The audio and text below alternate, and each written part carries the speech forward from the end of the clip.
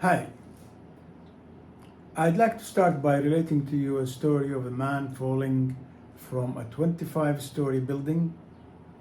While he is falling, he shouts at every window, "I'm all right." That's the state we're living at the moment. The complacency and the recklessness of our leaders is astounding. There is a danger which is imminent and nobody is taking care of it. The danger of a nuclear war. Scientists write about it, political theorists talk about it, yet no one in the business of media or politics, no one is taking notice at all or telling the truth. It can happen while you are asleep, it can happen while you are walking in the street. As simple as that. Yet we are living with it, side by side, doing nothing, sleepwalking to almost an inevitable abyss. Hi, my name is Adnan. I'm an author. I wrote books about world government. Particularly, I wrote one called Global Patriot, and the other is called One Peaceful World. If you're interested, you can get them from Amazon or from my websites, which I will write below. Is a nuclear war possible? By God, yes, it is. There are two ways to get a nuclear war. Number one, by some nuclear power deciding to use it. We have been threatened many times by leaders such as Kim Jong-un, Putin, and even Trump. We've been threatened verbally by these leaders that they will use it if they were threatened. Or not only that, they are in their military manuals, they say it is quite possible to use tactical and other weapons if their regimes are threatened. And they're not worried if they take the whole world with them down in the process. So we have irrational leaders with this immense power that we, the ordinary people, outside the big nine nuclear powers, we have no power, no say at all. India can use it and then we get burnt up. Russia can use it and we get burnt up. Because there is nobody that represents the global citizenry at all. And this is what I am all about. If we had some representation in the form of a strong United Nations, a representative United Nations, not the comical one we have. I say comical because it's really comical. This would not have happened. The other way of having a nuclear war is by mistakes. The Federation of American Scientists came out with two articles in the Washington Post. I give the link for these articles down, giving all the evidence that mistakes are the biggest threat so far as starting a nuclear war. They list a litany of mistakes that happened, but luckily we got away with it. I say luckily, I underscore the word luckily. But luck can only last so far.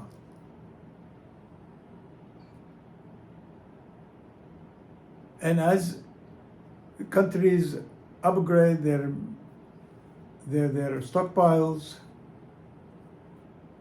they are having a dual purpose equipment like missiles that can carry both a nuclear warhead or a conventional one. And think of a mistake of those who loading airplanes who can mistake loading a nuclear warhead instead of a conventional one. It can happen. Anyway, the scientists who wrote the article believe so. And many other instances where mistakes can happen.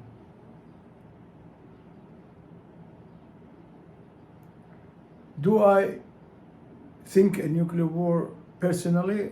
Do I think there is a nuclear war is possible? Yes, indeed. I give 5 reasons. Number 1, the rise of autocrats in power, populist and autocrats. Some of them are of questionable mental health. I mean, look at them, how they talk. Trump, Kim Jong-un, they each brag that they have the button is bigger than the other. How childish can you get? Number 2, the continuing arms race in developing more sophisticated nuclear weapons and delivery systems, especially delivery systems that are faster, more accurate, and very hard to detect. This is the worrying sign. Thirdly, as I mentioned, mistakes. Fourthly, the increasing number of conflicts that are resolved by force rather than by diplomacy or by the existence of a UN that can really act effectively, which we don't have. And the fifth one,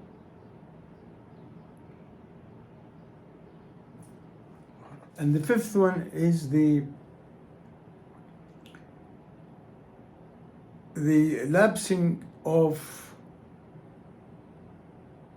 nuclear arms reduction treaties.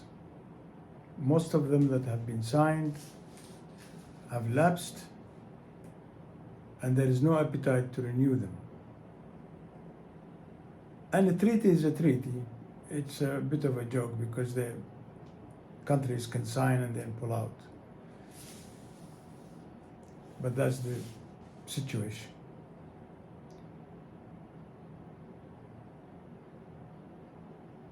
No more rules that bind countries to reduce or stop experimenting with new weapons. The challenge is so frightening. A nuclear war will bring civilization to an end, full stop. Do we worry about that? Do we worry about children, our grandchildren? Should we worry? We should. It is an existential issue to live or not to live.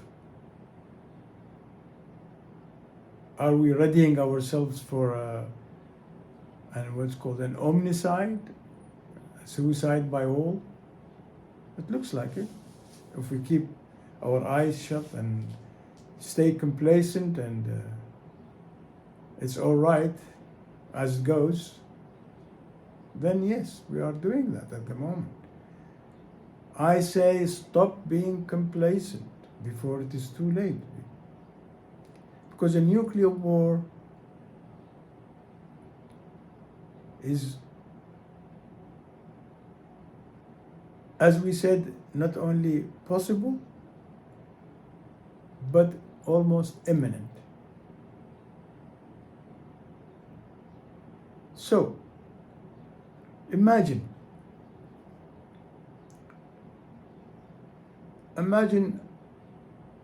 a nuclear conflagration where about, let's say, 100. What is 100 compared to the thousands and thousands of weapons now already deployed? It is only a tiny fraction. 100 will be enough to bring our end. Cities and farms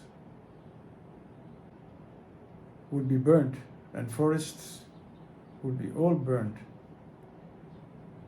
killing life in the vicinity of the explosion, raising so much dust into the atmosphere that will cause a nuclear winter where crops fail, animals die, people succumb to radiation sickness or other illnesses.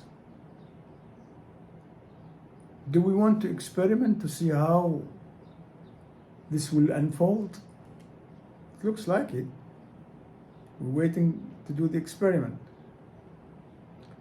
The only way to get out of this is to remedy this structural deficiency in the world order as it exists.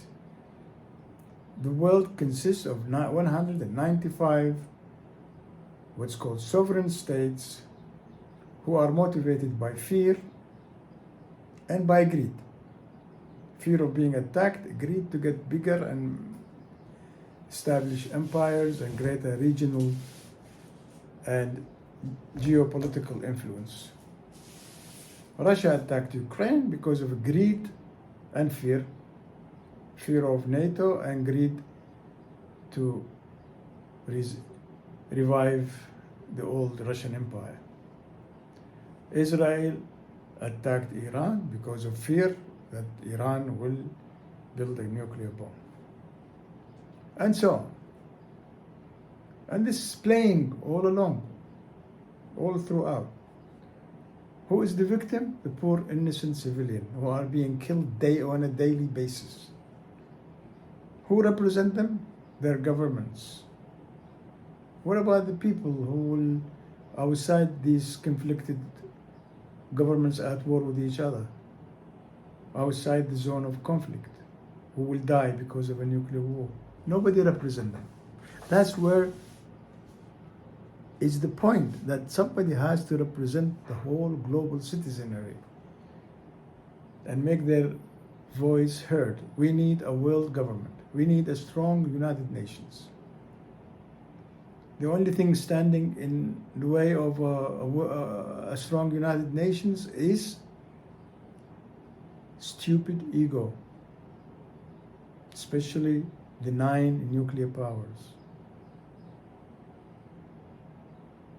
Ego, lack of empathy, lack of humanity, lack of sensibility. They are so stupid because forming a world government or a strong United Nations that guarantees their security,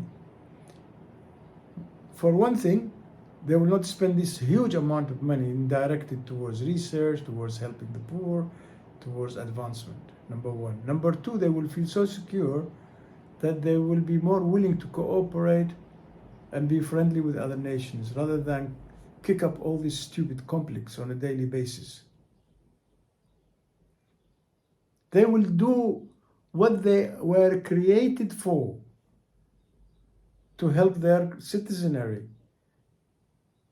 By giving up a little bit of their sovereignty to a higher authority, they are doing their primary job of securing the borders, of protecting their citizens from the scourge of war, from the scourge of war.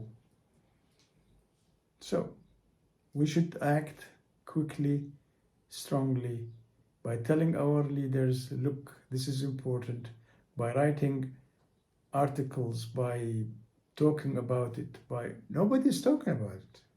Like, This is the silly thing. Nobody's talking about it. Instead, we have all these silly people on the internet spreading rumors about a world government, which is totally unfounded, based on conspiracy theory.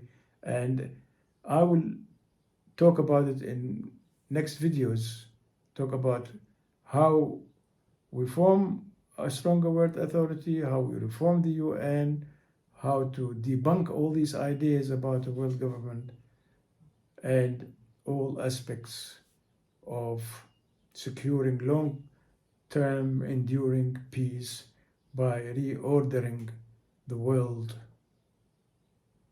from the mess it is in at the moment. Thank you.